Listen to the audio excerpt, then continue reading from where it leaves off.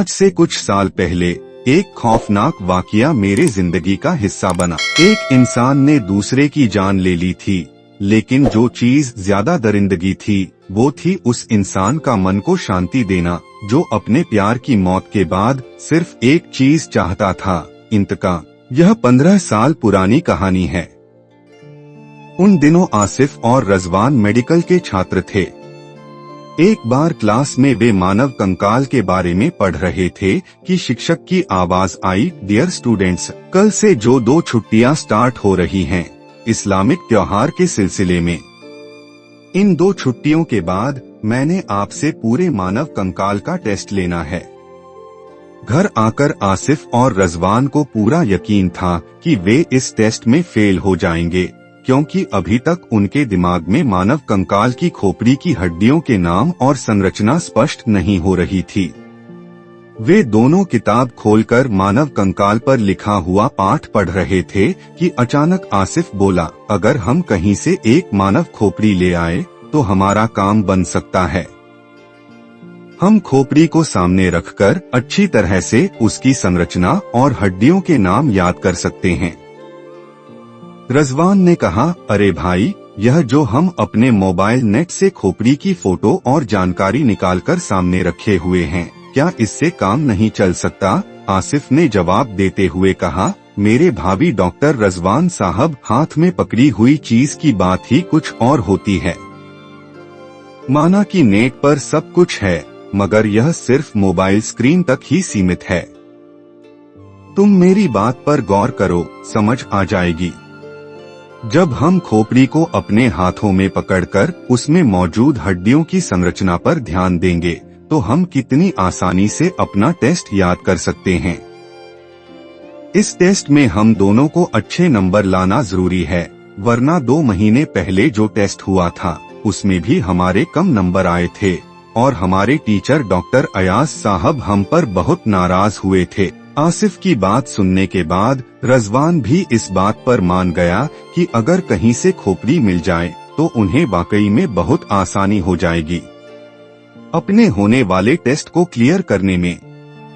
कुछ मिनट बाद रजवान ने अपना मोबाइल उठाया और उसका इंटरनेट बंद करते हुए बोला, तो डॉक्टर आसिफ साहब, यह खोपड़ी वगैरह बाजार में तो बिकती नहीं है, तो मेरे सुधरे हुए दोस्त यह आएगी कहाँ से? आसिफ बोला, भाई, इस बात का तो यही हल है कि शहर से बाहर जो कब्रिस्तान है उसके गोरकन कब्र खोदने वाले से संपर्क किया जाए। वह मेरा थोड़ा बहुत वाकिफ भी है। यह काम मैं कल छुट्टी के दिन कर लूंगा। कल शाम को मिलूंगा, बल्कि तुम ऐसा करना, कल शाम को आ जाना, हम साथ ही चलेंगे। अगले दिन शाम को रजवान और आसिफ अपनी बाइक पर शहर से बाहर वाले कब्रिस्तान में जा पहुंचे, जहां का गोरकन आसिफ को जानता था। गोरकन का मकान कब्रिस्तान के पास ही था। जब आसिफ ने दरवाजा खटखटाया तो उसने दरवाजा खोला और आसिफ को देखते ही पहचान गया। वह बोला, खैर तो है ना आसिफ बाबू, आज कैसे आना हुआ? कहीं कोई फोतगी मौत तो नहीं? आसिफ ने उसकी बात काटते हुए कहा, नहीं नहीं कमरुद्दीन साहब, हमारे यहाँ कोई फोतगी नहीं हुई, सब खैरियत है। बस तुमसे कुछ काम पड़ गया था। क्या हम यहीं खड़े रहेंगे? गोरकन बोला, अरे नहीं बाबूजी, आप अंदर आ जाइए। आज तो वैसे भी मैं अकेला हूँ, मेरी बीवी बच्चे अपने माता पिता के घर गए हुए हैं। यह कहता हुआ गोरकन उन दोनों को अपनी सादी सी बैठक में ले आया। जैसे ही वे चारपाई पर बैठे, गोरकन उनके मना करने के बावजूद शराब की बोतल लेने घर के अंदर चला गया। कुछ देर बाद जब वह वापस आया तो उसके हाथ में ट्रे में 1.5 लीटर की शराब की बोतल, प्लेट में नमकीन और 3 गिलास दिखाई दिए। बोतल पीने और थोड़ा नमकीन खाने के बाद आसिफ सीधे मुद्दे की बात पर आ गया। पहले रजवान का परिचय कराते हुए, यह मेरा दोस्त रजवान है, हम दोनों मेडिकल कॉलेज में पढ़ते हैं। फिर असली मुद्दे पर आते हुए, हमें एक इंसानी खोपड़ी चाहिए। गोरकन चौंक कर उन दोनों की तरफ देखता है।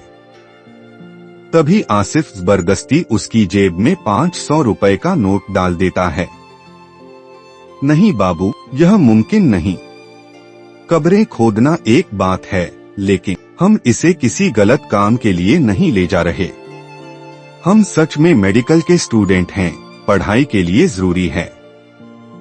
थोड़ी देर सोचने के बाद हामी भरते हुए ठीक है, लेकिन किसी को पता नहीं चलना चाहिए। गोरकन खोपड़ी निकालकर देने के लिए तैयार हो जाता है।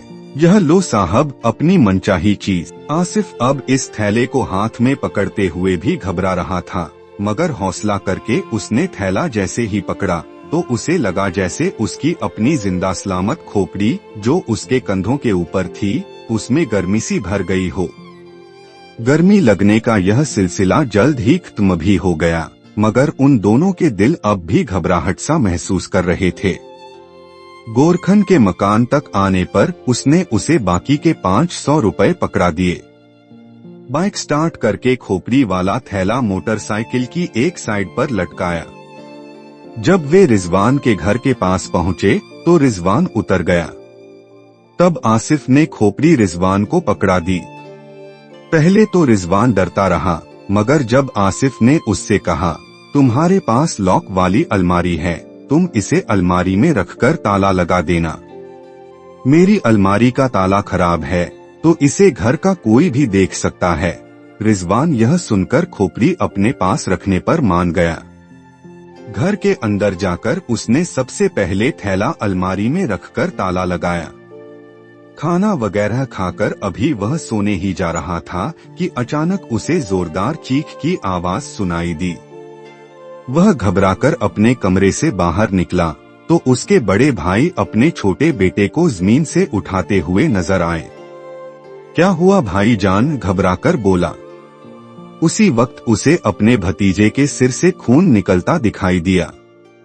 यह क्या हुआ भैया? वह चिल्लाया।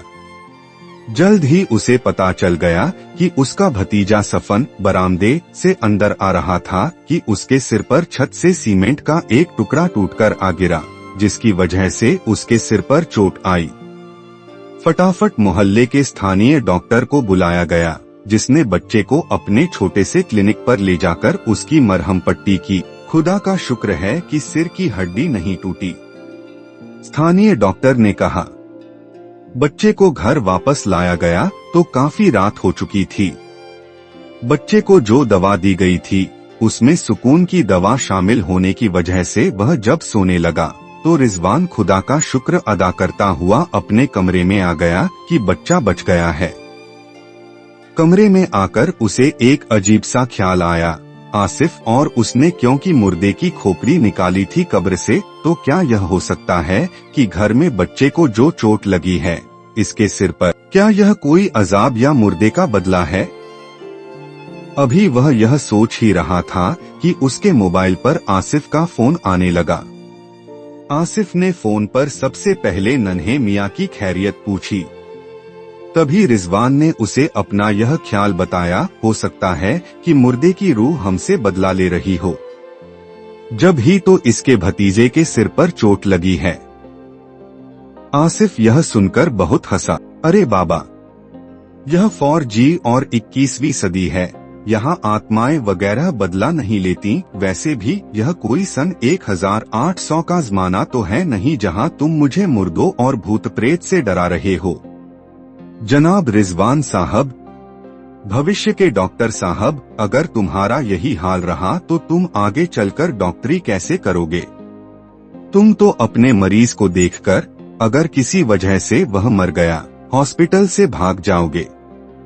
हाँ, आसिफ रिजवान की बात पर दिल खोलकर हंसा। आखिर में उसने यह कहते हुए फोन बंद कर दिया। खोपड़ी निकालकर सामने रखकर उसकी बनावट पर गौर करने का प्लान मेरा था। अगर मुर्दे को बदला लेना है या डराना है तो मुझे डराए। आसिफ को क्या पता था कि जिन बातों का वह मजाक में कह रहा था, भाग्य बहुत जल्द उन्हें सच करने वाला था। Okay, good by doctor Rizwan, कल मिलेंगे। मैं सुबह 10 बजे तुम्हारे घर आऊंगा। यह कहकर उसने फोन बंद कर दिया। रिजवान ने भी फोन बंद करके एक तरफ रख दिया और फिर वह यह सोचते सोचते ही सो गया कि मैं बिना वजह डर रहा हूँ। भला जो ज़माना आजकल चल रहा है, इतने आधुनिक ज़माने में रूहों और मुर्दों का क्या डर। अचानक रिजवान का फोन एक जोरदार आवाज के साथ बज उठा। वह गहरी नींद से थोड़ा जागा, फिर उसने बिना देखे ही कि इस खराब मौसम में कौन उसे कॉल कर रहा है, फोन ऑफ कर दिया और सो गया। अभी उसे सोए हुए 15 मिनट ही हुए थे कि उसके कमरे का दरवाजा एक धमाके से खुला। उसके बड़े भाई की बौखलाई हुई आवाज ने रिजवान को जगा दिया। उसके सोए हुए दिमाग में जब बड़े भाई की आवाज पहुंची तो वह उठकर बैठ गया। क्या हुआ भैया? रिजवान जल्दी उठो। गहरी नींद से जागे रिजवान के दिमाग में यह ख्याल आया, कहीं उसके भतीजे की तबीयत तो और खराब नहीं हो गई। भैया, क्या वसीम ठीक है? उसने पूछा। हाँ, वसीम ठीक है। तुम जल्दी बाहर आओ, आसिफ की तरफ जाना है, भैया ने जवाब दिया। आसिफ की तरफ? क्यों? क्या हुआ? अभी तो सुबह के 5 बजे हैं। रिजवान हैरान होकर बोला। रिजवान, ज्यादा सवाल मत करो, लगता है तुम्हारा दिमाग अभी तक सो रहा है। आसिफ के अब्बा ने तुम्हें फोन भी किया था, लेकिन तुमने फोन ही ऑफ कर दिया। तब उन्होंने हमें इमरजेंसी खबर दी। आसिफ अब इस दुनिया में नहीं रहा। भैया ने रिजवान पर एक बम गिरा दिया। संभालो मेरे भाई। आसिफ रात को अपने कमरे में सो रहा था कि अचानक उसके कमरे से जोरदार आवाज आई। जब उसके दोनों भाई और अब्बा कमरे में गए तो उन्होंने एक भयानक मंजर देखा। कमरे की छत से पंखा टूटकर आसिफ के सिर पर गिरा था। बेचारा आसिफ सोते सोते ही अपनी खोपड़ी टूट जाने से इस दुनिया को छोड़कर चला गया। रिजवान ने यह भयावह बात सुनी तो उसका दिल दहल गया। बेहोश होते होते उसके दिमाग में बस एक ही बात चल रही थी, जिस मुर्दे की खोपड़ी उन दोस्तों ने निकाली थी, उसने आखिरकार आसिफ से भी बदला ले लिया। अब उसकी बारी है। आसिफ की खोपड़ी टूट गई और वह चला गया, लेकिन वह मुर्दा अब उसे नहीं छोड़ेगा। जब रिजवान को होश आया तो उसके अजीज दोस्त का जनाजा तैयार था। हालांकि उसकी तबीयत भी बहुत खराब थी, लेकिन उसने जिद करके अपने दोस्त की डेड बॉडी देखी। चेहरा कपड़े से ढका हुआ था, क्योंकि खोपड़ी की हड्डी टूट जाने से वह देखने लायक नहीं रह गया था। आसिफ का जनाजा उसी कब्रिस्तान में ले जाया गया जहां से 24 घंटे पहले एक खोपड़ी निकालकर ले जाई गई थी। उसकी कब्र भी उसी पंक्ति में थी जहां से आसिफ और रिजवान ने पहले एक पुरानी कब्र से खोपड़ी निकाली थी। हालांकि रिजवान को आसिफ के जनाजे में शामिल नहीं होने दिया गया, क्योंकि वह गहरे सदमे में था और उसकी तबीयत खराब थी। लोगों के लिए आसिफ की मौत एक पंखे के गिरने से हुई दुर्घटना थी, लेकिन सदमे में डूबा रिजवान जानता था कि यह पंखा भी उस मुर्दे के बदले की वजह से गिरा था, और वह भी ठीक उसी जगह, यानी खोपड़ी पर, जहां से उन्होंने उस मुर्दे की खोपड़ी निकाली थी। आसिफ की मौत के 3-4 दिन बाद जब रिजवान की हालत थोड़ी बेहतर हुई तो उसने अलमारी से खोपड़ी वाला थैला निकाला। तभी अचानक उसे लगा कि खोपड़ी की आंखों वाली जगह से कोई रोशनी निकल रही है। वह घर वालों को बहाना बनाकर बाइक लेकर ब्रिस्तान वाली सड़क पर निकल पड़ा। ब्रिस्तान पहुंचकर जब उसने कब्र खोदने वाले गोरकन को ढूंढा तो पता चला कि वह ब्रिस्तान के दक्षिणी कोने में काम कर रहा है। रिजवान की यह योजना थी कि वह आज खोपड़ी वापस रख देगा और फिर 3-4 दिन तक आसिफ की कब्र पर बैठकर कुरान पाक पढ़ेगा। जैसे ही उसे गोरकन कब्र खोदने वाला मिला, पहले तो उसने आसिफ की दर्दनाक मौत पर गहरा दुख जताया। फिर जब रिजवान ने उससे कहा कि वह रात को कब्र फिर से खोलकर खोपड़ी अंदर रख दे, तो गोरकन हैरान रह गया। उसने पूछा, यह तो आपको मेडिकल के काम के लिए चाहिए थी, अब वापस क्यों रखनी है? रिजवान ने बहाना बनाते हुए कहा कि कॉलेज वालों ने उसे अपने पास से इंसानी ढांचे स्केलेटन के हिस्से दे दिए हैं, इसलिए अब उसे यह खोपड़ी नहीं चाहिए। यह झूठ बोलते हुए उसे आसिफ याद आया कि इस मनहूस खोपड़ी ने अपना बदला लेते हुए उसे भी उसी कब्रिस्तान में पहुंचा दिया था, जहां से कुछ दिन पहले वह अपने पैरों पर चलता हुआ, हंसता मुस्कुराता हुआ खोपड़ी लेकर लौटा था। साहब, गोरकन की आवाज ने उसे वापस हकीकत में ला दिया। यह तो बहुत अच्छी बात है कि आप खोपड़ी वापस रख रहे हैं। यह तो आसिफ साहब के बार बार कहने और जान पहचान की वजह से मैंने निकाल दी थी, वरना ऐसा करना बहुत बड़ा गुनाह है। मुर्दा भी बेचैन हो जाता है।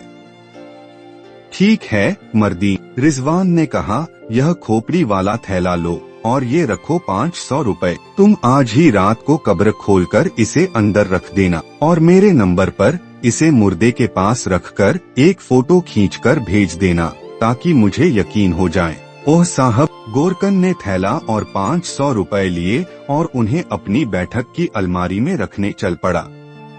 इसी बीच रिजवान जब ब्रिस्तान के मेन गेट पर खड़ी अपनी बाइक स्टार्ट करके वापस मुड़ने लगा तो उसकी नजर एक ब्रिकेक बे शिलालेख पर पड़ी। उसे देखते ही उसका दिल धड़कना बंद सा हो गया। एकदम नई बनी ब्रिके शिलालेख पर लिखा था, आसिफ अजहर, वालिद अजहर शेख, तारीख वफ़ात 28 जुलाई। यह ताज़ा कब्र खोपड़ी के बदले का सबूत थी। किसी ने कुछ नहीं देखा, सब कुछ बस कहानियों में सुना। लेकिन जब कब्र फिर से खुली मिली, खोपड़ी वहाँ से गायब थी। सवाल ये है, क्या ये सच था या बस एक अफसाना? जिसने खोपड़ी के साथ खेल किया था, उसकी मौत होने के बाद उसका सर भी कब्र से बाहर मिला। शायद अब वो भी किसी का इंतजार कर रहा है। अगर आपको हमारी ये कहानी पसंद आई है तो IAC लाइक और शेयर और चैनल को जरूर सब्सक्राइब करें।